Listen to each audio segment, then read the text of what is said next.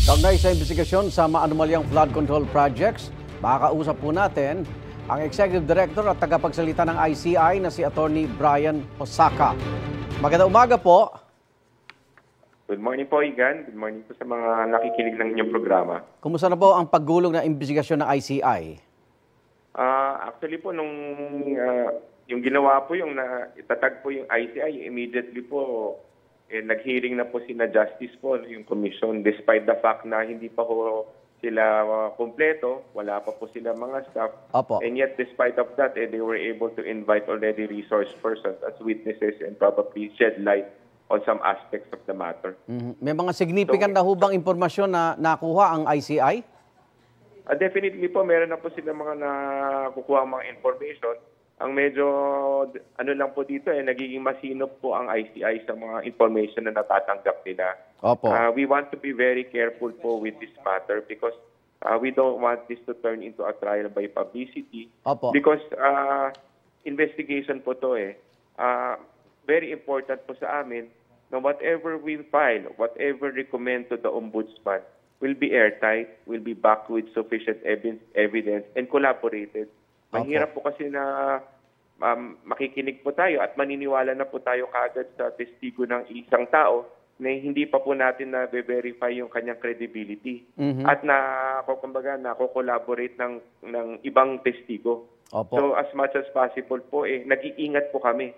Dahil this is, kailangan po gawin namin yung trabaho po ng ICI sa tamang pamamaraan na ayon sa batas at under the rule of law. Kaya po, I hope po makinig po ang taong bayan, matulungan nyo kami ma-explain sa kanila na ito pong bagay na to kailangan po namin pag-aralan talaga ng mabuti at maingat. At yan po, Attorney, ang dahilan kung bakit hindi ho isinasa publiko itong investigasyon ng ICI?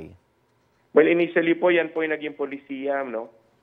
But as I mentioned in my statement over the weekend, I will discuss this matter to the commission po, no? Kasi sila naman po nakikinig sa mga taong bayan and they would want, and probably there's in a way to be more transparent po, no? In fact po, mas maganda man naman po talaga yun. But yun po yung explanation, but why in the meantime, it is not being live streamed.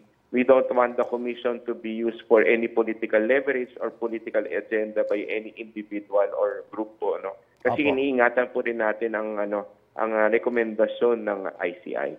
At sino po ang susunod na ipatatawag ng ICI, Attorney? Ayun po, wala pa po sa akin ang listahan. Usually po yan, pinag-usapan po ng komisyon niya kung sino mga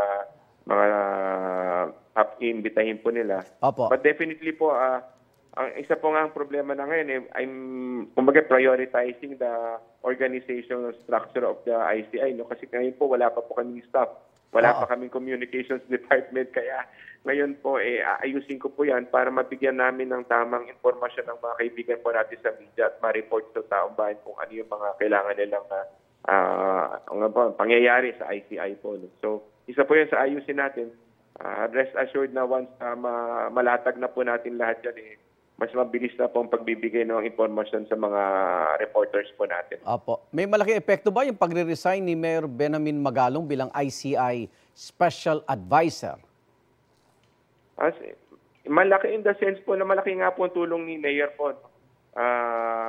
Medyo nakapanghinayang kung nagbitiw po siya sa Special Advisor po. No? But hopefully, in fact, we're mandated to continue kasi po yan po ang kailangan namin gawin. Opo. Investigation will continue po. Despite po na pagkabibitaw po ni Mayor Magalong na naging malaki naman po talaga ang tulong sa amin sa ICI. May impormasyon na kayo, Atty. Osaka, sino papalit sa kanya? Wala po. Wala po. In fact, ang balita po ng pagre-resign niya, nakuha ko lang po sa mga news clippings at saka po sa social media po, no? Yan lang po yung aking source ng informasyon sa pagbibitiw po ni Mayor po. Opo. Ay maraming salamat, Atty. Brian Osaka, tagapagsalita ng Independent Commission for Infrastructure. Ingat po kayo. Thank you. Thank you very much po. Igan, mauna ka sa mga balita, mag-subscribe na sa GMA Integrated News sa YouTube para sa iba't ibang ulat sa ating bansa.